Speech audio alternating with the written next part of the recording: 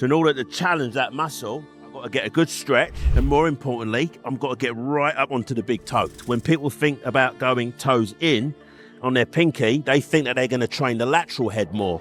That's not true. This is the medial, this is the lateral, so it's less activation going towards this medial part. So that's why you should always go toe straight. Now the thing about the gastrocnemius, right, the legs need to be locked and straight, right? Now come down without bending the knee, get a deep stretch in the bottom. Do you feel that lengthening now? Now here's the secret about calf raises. You're not going up and down, Mary. Your ankle is going in. Watch it as you go up. See how it goes in? And then as you come down, it goes out. Now you can start to see you're getting tired now and your knees are starting to bend. Keep them straight. So hamstring, this is the single leg, right? People think that if their hips are off the pad, that's going to be good enough for activation of the hamstring. That's one way of doing it. So let's do that, right? You're going to lean over and you're going to drive the hip back. Now curl. So that's one way. All right, let's make it more expensive. Here's the key cue. Drive the hip forward. So what you're going to do is pull into the machine. We'll do one way, right? Knee bent. So stick the glutes out and lean over. So this is a lot easier, isn't it? You can do this all day. Sit tall, sit tall, sit tall, right? Drive the hip forward.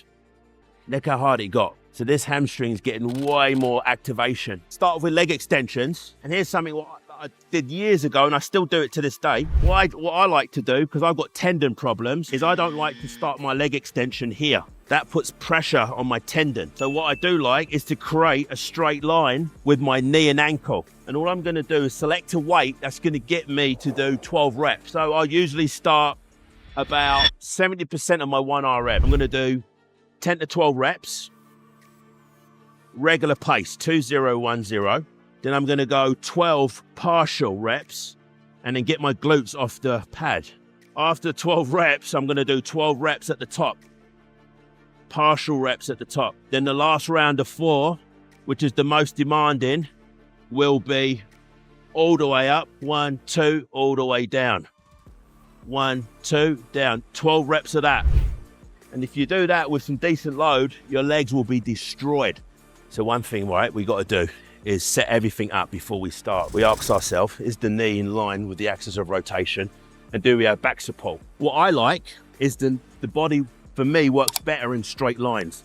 So I like the knee to be in line. We don't want the knees to fall over, right? Or spill over. We want straight lines. Now, most people think of the leg extension and it goes up and down. Follow the design of the machine. It goes out on an angle. That's what you're gonna do. You're gonna follow that. Now, this is the only exercise where you can crack the knee. And that's gonna activate and challenge the vestus medialis and the vestus lateralis muscle. Drive your glutes into the pad, hold on tight, pull up. How can we make that weight more expensive? What I'm gonna get you to do now is to use this brick. Now you're gonna squeeze against that brick, right, the entire time. What I'm gonna try and do though, take the brick from you. So what muscles are you working when you're driving in? What muscle? Yeah, go, 3, 2, 1, initiate. Don't let me take it. One more, don't let me take it. And relax, beautiful set, wow. You wanna do one more for me? One more? One more. Right now? Seated leg curl. We gotta ask ourselves first, is the knee in line with the axis of rotation? Right, no, it's not, so we need to go back a little bit more. Now we're gonna bring the legs over the top. Feet are gonna be shoulder width. We're gonna go into dorsiflexion with the ankle. Everything's in line. The details matter. If I was really mean, I'd make you go even higher there. So what I would do is push on this button, right? And then make you go up higher. Oh, you feel that stretch? Delicious, right? Reason being, you're in hip flexion. Right, now we're gonna point the toe towards the head. We're gonna bring this down and you'll notice that the kneecaps will be hanging over the edge. This is perfect. This is right on the money. How can I make that more expensive? This time, you're gonna be on your abs, right? You're gonna drive your rib cage down. But here's the intention. As you curl down, you're imagining that you're gonna tilt the machine over. So you're gonna tip over and you're gonna go face first on the ground. Hold on the underhand, drive that up, which will make you feel as though it can tip over. Back, come off. Yes, lean forward.